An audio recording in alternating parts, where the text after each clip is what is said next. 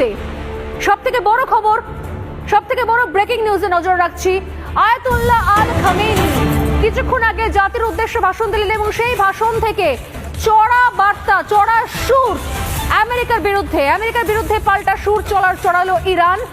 আত্মসমর্পণ তো নয়, পাল্টা মোকাবিলার হুঙ্কার খামেনির। ইসরায়েলকে কড়া শাস্তির হুঙ্কার ইরানের।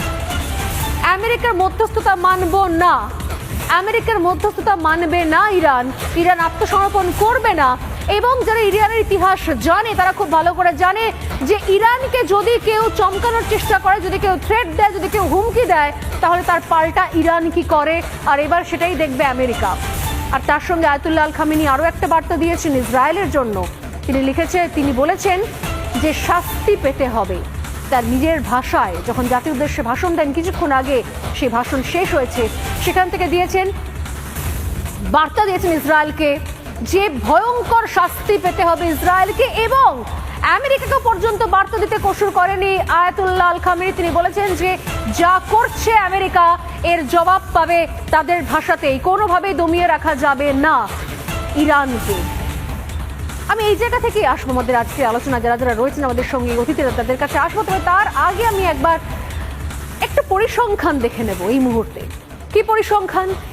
যেভাবে কোথাও ইরান ভার্সেস অন্যদিকে ইসরায়েল এবং আমেরিকা এক হয়ে গিয়েছে, সেই জায়গাতে যদিও আয়াতুল্লাহ আল খামেনি তিনি পাল্টা হুমকি দিচ্ছেন। তিনি জাতির উদ্দেশ্যে ভাষণ করে বলেছেন যে শাস্তি পেতে হবে ইসরায়েলকে। তিনি বলেছেন যে আমেরিকা পার পাবে না, আমেরিকা এবার দেখবে যে ইরানকে ধমক দিলে, ইরানকে থ্রেট দিলে ইরান কি করতে পারে। কিন্তু যদি আমরা পরিসংখ্যানটা একবার দেখে নিই ঝট করে, শক্তিতে কে কোথায়, তাহলে আমাদের আলোচনা করতে আরো সুবিধা হবে। চলো শুরুতে দেখা যাক। এই মুহূর্তে শুরুতে দেখাচ্ছি ইসরায়েল এবং ইরান। ইসরায়েলের হাতে অস্ত্রবাহী বিমান রয়েছে 612টা, আর সেখানে ইরানের হাতে অস্ত্রবাহী বিমান রয়েছে 551টা, একটু কম। এবার যুদ্ধ বিমানের ক্ষেত্রে আসি। যুদ্ধ বিমানেও এগিয়ে রয়েছে ইসরায়েল, রয়েছে 241টা যুদ্ধ বিমান, সেখানে ইরানের কাছে রয়েছে 186টা যুদ্ধ বিমান।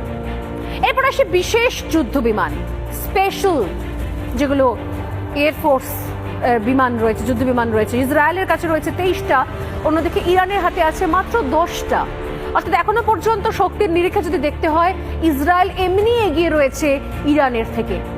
এরপর আরেকটু এগিয়ে যাই, ইরানের হাতে প্রশিক্ষণ বিমানের সংখ্যা কটা?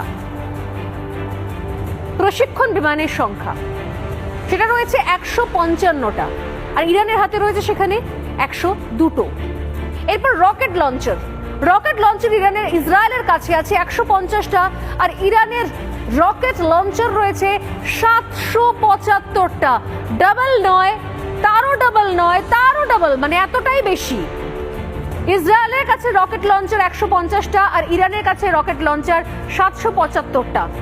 ইসরায়েলের ঝুলিতে রয়েছে 194টা হেলিকপ্টার, আর ইরানের ঝুলিতে হেলিকপ্টারের সংখ্যা 142টা। ইসরায়েলের ভান্ডারে ট্যাঙ্ক 1370, আর ইরানের কাছে ট্যাঙ্ক 1996।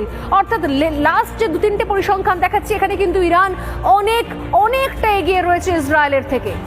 স্বয়ংক্রিয় বা অটোমেটিক অস্ত্র সেদিক থেকেও এগিয়ে রয়েছে ইসরায়েল, রয়েছে 650টা, ইরানের অটোমেটিক অস্ত্র রয়েছে 580টা, খুব কম।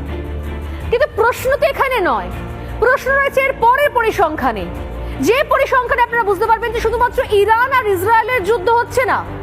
কেন বলছি যে কোথাও তৃতীয় বিশ্বযুদ্ধের ডঙ্কা? কারণ এই যুদ্ধের মধ্যে ঢুকে পড়েছে আমেরিকা নিজে ঢোকার মানেটা কি বোঝা যাচ্ছে? একটু বুঝিয়ে দিই। আমেরিকা হস্তক্ষেপ করলেও ইরানও ছেড়ে কথা বলবে না বলে হুমকি দেওয়া হয়েছে, পাল্টা হুমকি চলছে। যদি অস্ত্রের নিরিখে যদি আমি হিসেব করি, তাহলে সত্যি ইরান ভয়ঙ্কর রকম চাপে পড়তে চলেছে যদি এখনো পর্যন্ত আত্মসমর্পণ না করে বা তার পারমাণবিক কাজকর্ম বন্ধ না রাখে। কারণ ইরানের সামনে এবার শুধুমাত্র ইসরায়েল নয়, দাঁড়িয়ে রয়েছে মার্কিন সেনাও, মার্কিন শক্তিও। মার্কিন যুদ্ধ বিমানের সংখ্যা যেখানে 13,398, অন্যদিকে ইরানের কাছে কি রয়েছে? ইরানের হাতে রয়েছে মাত্র 241টা যুদ্ধ বিমান। পেরে উঠবে ইরান? 5,760টা হেলিকপ্টার রয়েছে ট্রাম্পের হাতে, সেখানে খামেনির হাতে কি রয়েছে? মাত্র 142টা হেলিকপ্টার। ট্যাঙ্কের সংখ্যাতেও অনেক এগিয়ে আমেরিকা, রয়েছে 6,287টা ট্যাঙ্ক। ইরানের হাতে মাত্র 1996টা ট্যাঙ্ক। আমেরিকার অস্ত্র ভান্ডারে 68টা ডেস্ট্রয়ার থাকলেও ইরানের হাতে কোনো ডেস্ট্রয়ার নেই। এমনকি ভারতের কাছেও আছে, ইরানের কাছে নেই। সাবমেরিনের সংখ্যা বিচার করলে আমেরিকার হাতে রয়েছে 68টা সাবমেরিন, ইরানের হাতে মাত্র 24টা। মার্কিন বায়ুসেনার বিমান পরিবাহক 24টা, কিন্তু ইরানের বায়ুসেনার কোনো বিমান পরিবাহক নেই। আমেরিকার অস্ত্র ভান্ডারে রয়েছে 39,223টা অস্ত্রবাহী গাড়ি, ইরানের কাছে কি আছে? মাত্র 2,345টা। অতএব আমি যে জায়গা থেকে শুরু করেছিলাম সেই জায়গাতেই ফিরে আসবো ডিসকাশনের আগে।